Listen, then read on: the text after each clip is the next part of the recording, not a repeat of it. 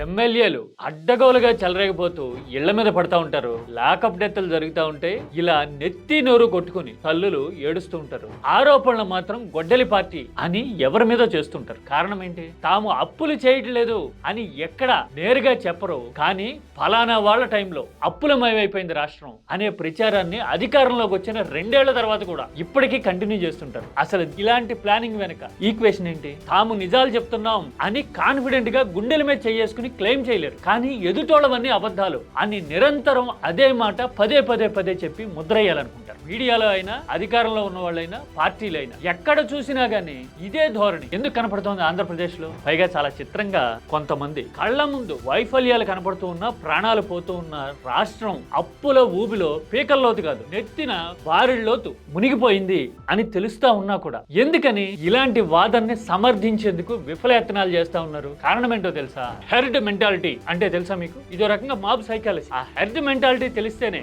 TDP అయినా, TDP media అయినా AP రాజకీయాల్లో ఎలాంటి వ్యూహాన్ని జనం ఆలోచనల మీదకి వల విసిరినట్టుగా విసిరారు అనే విషయం మనకు అర్థమవుతుంది. ఇది ఒక సైకలాజికల్ ఎలిమెంట్. హెర్డ్ మెంటాలిటీ అంటే మనం కోవిడ్ టైంలో హెర్డ్ ఇమ్యూనిటీ అని ఒక మాట వింటాం కదా, అంటే గుంపు మొత్తానికి ఇమ్యూనిటీ వస్తే అప్పుడు హెర్డ్ ఇమ్యూనిటీ అన్నాం. మరి ఈ హెర్డ్ మెంటాలిటీ అంటే ఏంటి? అదేమో పాజిటివ్, ఇది మాత్రం ఒక అంధవిశ్వాసంలోకి, చీకట్లోకి ఎలా నెట్టేందుకు అవకాశం ఉంది ఈ హెర్డ్ మెంటాలిటీ అనేది తెలిస్తేనే ఏపీ రాజకీయాల్లో మీడియా అండ్ రాజకీయం మన కళ్ళకి ఎలా గంతలు కడుతున్నాయో మనకు అర్థమవుతుంది. చూసారుగా, ముందు దూకినాయని అవి కూడా దూకుతా ఉన్నాయి. I don't know where we're going, but from the look of this crowd it's got to be good. అంటే ముందోళ్ళు దూకుతున్నారు, బాగున్నట్టుంది, మనం కూడా దూకుదాం అనుకునే టెండెన్సీ ఇది. చూడండి, one who follows the head will always walk behind asses. అర్థమై ఉంటుంది. ఇలాంటి మెంటాలిటీస్ రాష్ట్రాన్ని, ఆలోచనల్ని ఎటు తీసుకెళ్తాయి? ఇందులో పొలిటికల్ ఈక్వేషన్స్ తో పాటు సైకలాజికల్ ఆస్పెక్ట్స్ ఉన్నాయి. ప్రచారం వెనక అసలు కోణాలేంటి, ఇలాంటి ప్రచారాలకి అసలు క్లైమాక్స్ ఎలా ఉండొచ్చు అనేది కూడా మనం మాట్లాడుకుందాం. ఇది ప్యూర్లీ సబ్జెక్ట్ అండ్ సైకాలజీని ఎక్స్ప్లెయిన్ చేసే వీడియో. చివరి వరకు చూడండి. ఏపీ రాజకీయాలు మీకు అర్థం కావాలంటే, అసలు లోతెంతో తెలియాలంటే చూసిన తర్వాత కామెంట్ కూడా చేయండి. Let us discuss.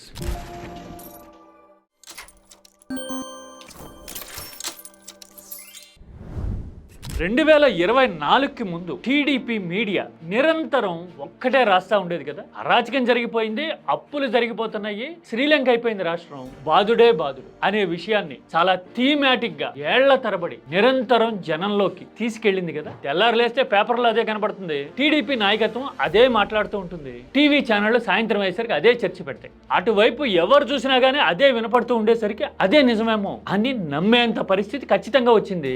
అందుకోసమే 2024 ఎన్నికల ఫలితం ఆ స్థాయిలో వన్ సైడెడ్ అయింది కదా. ఇప్పుడు నడుస్తున్నది దానికి సీక్వెల్. అంటే అధికారంలోకి వచ్చిన తర్వాత ఆరోపణలు మానాలి కదా, మానట్లేదు. చూసారా, 2 ఏళ్లు గడిచిపోయింది. 6 నెలలో 9 నెలలో హనీమూన్ అనుకుంటే, పోనీ కుదురుకోవడానికి సంవత్సరం అనుకుంటే, మరి 2 ఏళ్లు కదా అయింది. పర్ఫార్మెన్స్ చూపించాలి కదా. సంపద సృష్టి ఏం చేశాము, అంతకు మించిన సంక్షేమం ఏం చేశాము, అభివృద్ధి ఎలా చేసేస్తున్నాము, ప్రపంచ పటంలో ఎక్కడ పెట్టాము, వెతుక్కుంటే కనపడాలి కదా. అలాంటి ఆలోచన, కంపారిజన్, గతానికి ఇప్పటికీ తేడా ఏముంది అని ఒక థాట్ అనేది ప్రివైల్ అవుతుందేమో, ఆలోచన తలెత్తుతుందేమో అనే ఉద్దేశంతో ఇప్పటికీ అవే ఆరోపణలు కదా, పేర్లు మారుస్తారు. అప్పుడు సైకో అంటారు, ఇప్పుడు గొడ్డల పార్టీ అంటారు. ఎక్కడ పర్ఫార్మెన్స్ అంటే హామీల గురించి కానీ, అభివృద్ధి గురించి కానీ, లేదంటే సంపద ఎక్కడ సృష్టించారు అనే కోర్ ప్రచారంలో అసలు విషయం ఏంటనేది కానీ ఎక్కడా మాట్లాడు. అయినా కానీ ఇలా గాలివాటంగా బోలుబోలుగా అంటారు. అంటే ఏది లోపల ఏం లేకుండా, సరుకు లేకుండా ప్రచారం చేస్తా ఉంది మీడియా. రాజకీయం పబ్బం గడుపుకుంటా ఉంది. చాలా చిత్రంగా కొంతమంది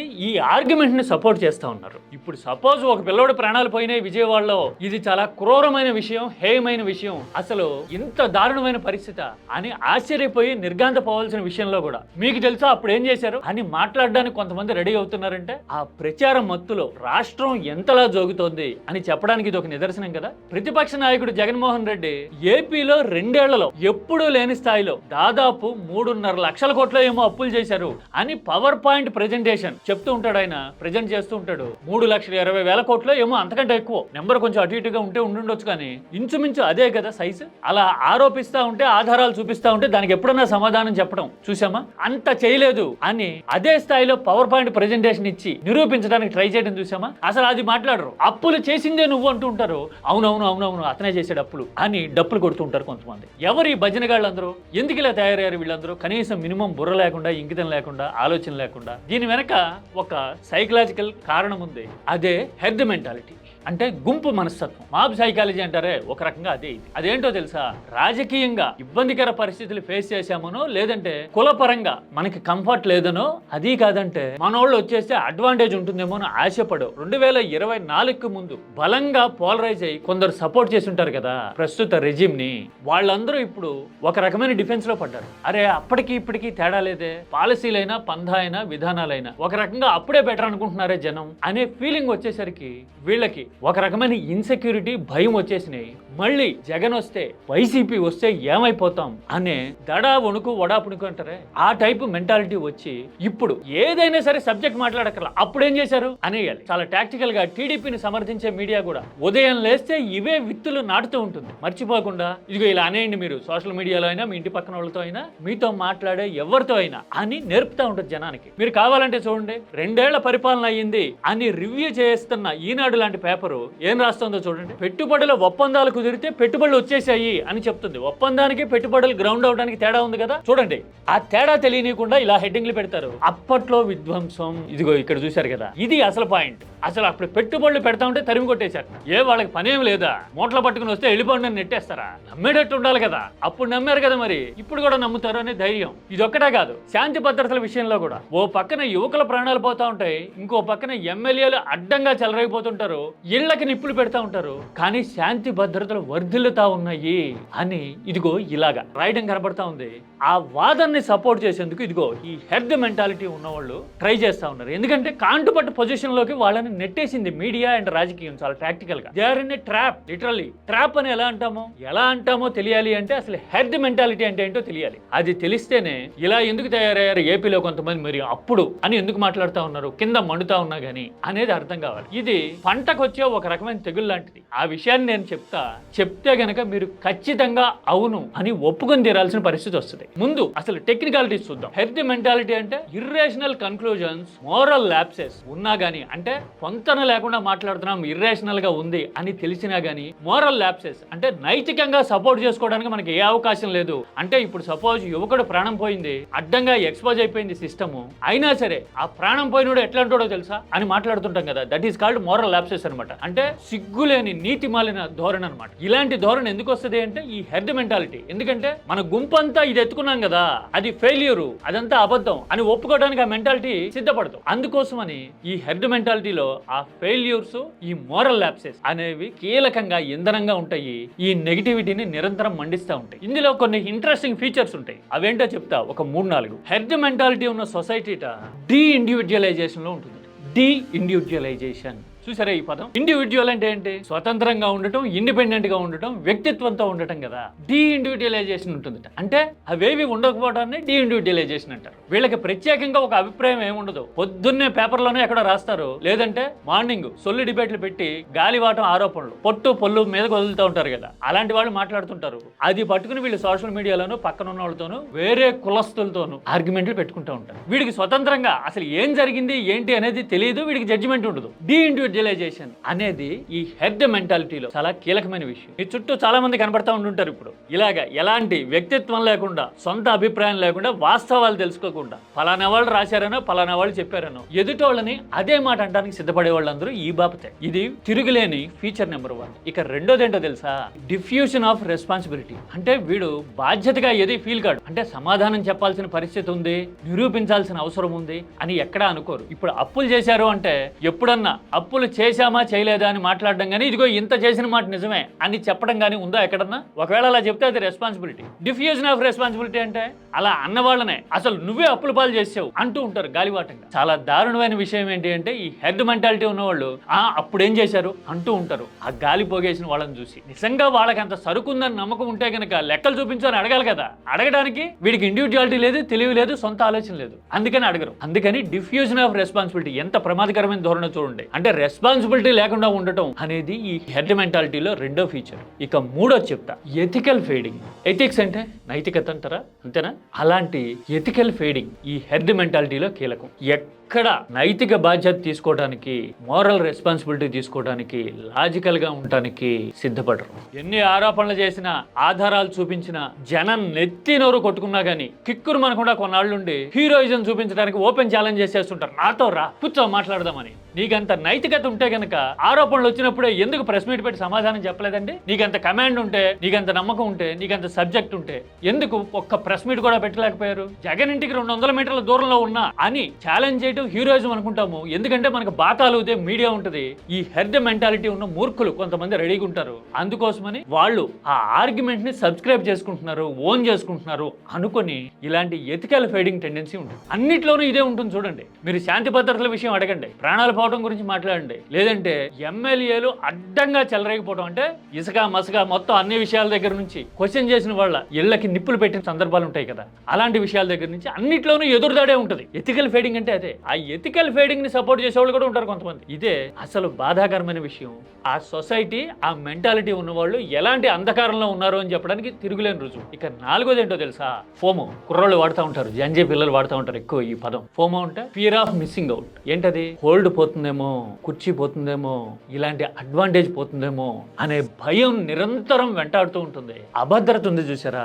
అభద్రత ప్రథమ శత్రువు ఎవరికైనా సరే. అబద్ధాలని నమ్మి, అబద్ధాలని ఆరోపణలుగా చేసి ఎదుటోళ్ళ మీదకి విసిరే వాళ్ళు ఉంటారు చూసారా? వాళ్ళు ఈ ఫోమోలో ఉంటారు. అంటే అప్పటి పరిస్థితి మళ్ళీ వస్తే, అంటే ఎదుటోళ్ళు అధికారంలోకి వస్తే ఏమైపోతాం అనే భయం నిరంతరం tick tick tick tick tick అని క్లాక్ లో సెకండ్ల ముందు తిరుగుతున్నట్టుగా వీళ్ళ బుర్రలో తిరుగుతూ ఉంటుంది. ఆ ఫోమో వీళ్ళ చేత ఇలాంటివన్నీ చేస్తూ ఉంటుంది. హెర్డ్ మెంటాలిటీలో ఉండే వీకెస్ట్ పాయింట్ ఇదే, భయం ఎదుటోళ్ళ మీద. ఇక ఆ తర్వాత ఇంకొక ఇంట్రెస్టింగ్ ఫ్యాక్టర్ ఉంటుంది. మీ చుట్టూ ఉన్న వాళ్ళలో, మీతో ఆర్గ్యూ చేసి విఫలమయ్యే వాళ్ళలో చాలా మందికి ఈ మెంటాలిటీ ఉండుంటుంది. ఆ ఫీచర్ ఏంటో తెలుసా?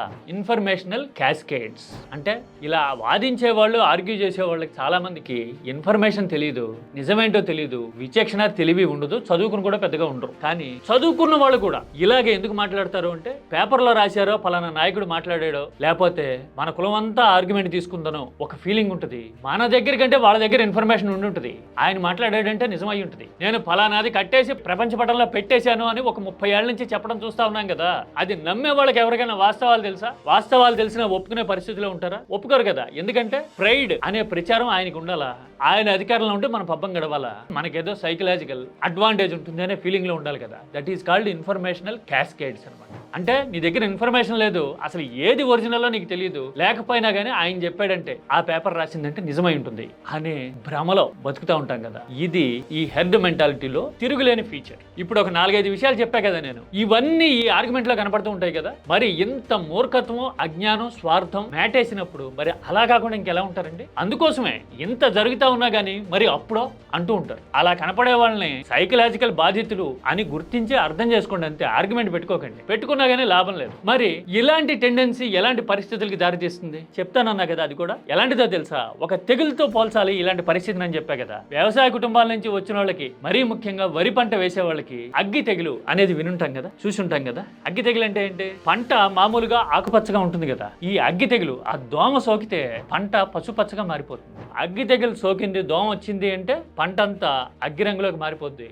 ఒక పొలంలో అగ్గి తెగులు మొదలైందంటే మొత్తం స్ప్రెడ్ అవుతుంది. ఈ చివరి నుంచి ఆ చివరి వరకు స్ప్రెడ్ అయిపోద్ది. ఎందుకంటే అది దోమ కదా అగ్గి తెగులు. అగ్గి తెగులు సోకిన పంట కోతకొచ్చిన పంటల దూరం నుంచి కనపడుతుంది అంతే. తీరా చూస్తే అందులో ఏమీ ఉండదు. పండించినోడికి నష్టం అంతే. తెగుల్ని సకాలంలో నివారించకపోతే రైతుకి నష్టం. ఈ హెర్డ్ మెంటాలిటీ కూడా అగ్గి తెగులు లాంటిదే. చూడ్డానికి మన ఆర్గ్యుమెంటే ప్రివాల్ అయిపోతున్నట్టు, ఏదో రకంగా నెట్టుకొచ్చేస్తున్నట్టు, మీరు చేయలేదా అనేసి సంకలు గుద్దుకున్నట్టు ఉంటుంది. ఆ తెగులు ఎలాగైతే వ్యవసాయానికి నష్టం చేస్తుందో, ఇలాంటి తెగులు ధోరణి, ఈ హెర్డ్ మెంటాలిటీ రాష్ట్రానికి, అలాంటి మూర్ఖత్వంలో బతికే వాళ్ళకే నష్టం చేస్తుంది. మరి దానికైతే మందులున్నాయి, పవర్ స్ప్రేయర్లు వేసి కొడతా ఉంటారు కదా. మరి దీనికి మందులు లేవా అంటే, డెమోక్రసీలో ఎప్పుడైనా సరే 51% ప్రిన్సిపల్ ఉంటుంది కదా. నీకు అడ్వాంటేజ్ ఉండి అందరినీ కలుపుకొని మీడియాని మోహరించి ఏదో రకంగా తిమ్మిని బమ్మిని చేసి నెట్టుకొస్తాం. ఒకసారి నెట్టుకొచ్చి అదే అభద్రతలో హెర్డ్ మెంటాలిటీతో బతికేస్తా ఉంటాం. మరి కడుపు రగిలిన వాళ్ళ సంగతి ఏంటి? బాధితుల పరిస్థితి ఏంటి? రాష్ట్రం మీద ఆలోచన, అక్కర ఉండి కమిట్మెంట్ ఉన్నోళ్ళు కన్ను తెరిస్తే పరిస్థితి ఏంటి? ఆటోమేటిక్ గా జాతకం తిరగబడుతుంది కదా. ఇందాక చెప్పా కదా, FOMO, fear of missing feeling out. అదే నిజం అవుతుంది. అప్పుడు ఆటోమేటిక్గా మరి అప్పుడేం చేశారు అనే వాళ్ళందరూ కిక్కురు మనకుండా కొందరైతే సోషల్ మీడియా పేర్లు కూడా మార్చేసుకుని కలుగుల్లోకి వెళ్ళిపోతారు. కొన్నేళ్ల పాటు జూమ్ మీటింగ్లు పెట్టుకుని అందులోనే రాజకీయాలు నడుపుతారు. అంటే మళ్ళీ కొత్త మోడల్ కొత్త జూమ్కి ఆవిష్కరించే వరకు అలాగే జరుగుతుంది. ఇది కూడా మనం చూసాం కదా. అందుకోసమే ఎవరైనా సరే అప్పుడు ఏం చేశారు అని అంటున్నారంటే అలాంటి వాళ్ళందరూ ఈ హెర్డ్ మెంటాలిటీ బాధితులు, చీకట్లో ఉన్నవాళ్ళు అని గుర్తిద్దాం. వాళ్ళని మార్చడం కంటే ఆలోచన గల వాళ్ళు కమిటెడ్గా ఉండటము, రాష్ట్రం కోసం భవిష్యత్తు కోసం చిత్తశుద్ధితో ఏం చేయగలుగుతాం, ఎలా నిలబడగలుగుతాం అనేది ప్లాన్ చేసుకోవడంలోనే గెలుపుంటుంది. వాస్తవాలు అలాగే ప్రివైల్ అవుతాయి. హెర్డ్ మెంటాలిటీ ఎలా వచ్చిందో అలాగే పోతుంది. ఆ అగ్గితగిలి చెప్పా కదా ఇందాక, అలాగా ఆ మెంటాలిటీలో ఉన్న వాళ్ళకే నష్టం. ఇప్పుడు అర్థమైందా? ఎంత జరుగుతా ఉన్నా కానీ, కళ్ళ ముందు వాస్తవాలు కనపడతా ఉన్నా కానీ మరి అప్పుడేం చేశారు అంటున్న వాళ్ళ అసలు రంగేంటో మీకు అర్థమైందా? అర్థమైతే గనక ఈ సైకలాజికల్ అండ్ పొలిటికల్ ఆస్పెక్ట్స్ మీద నిర్మాణాత్మకంగా మాత్రమే మాట్లాడండి. పార్లమెంటరీ లాంగ్వేజ్ మాత్రమే ఉపయోగించండి. This is key talks.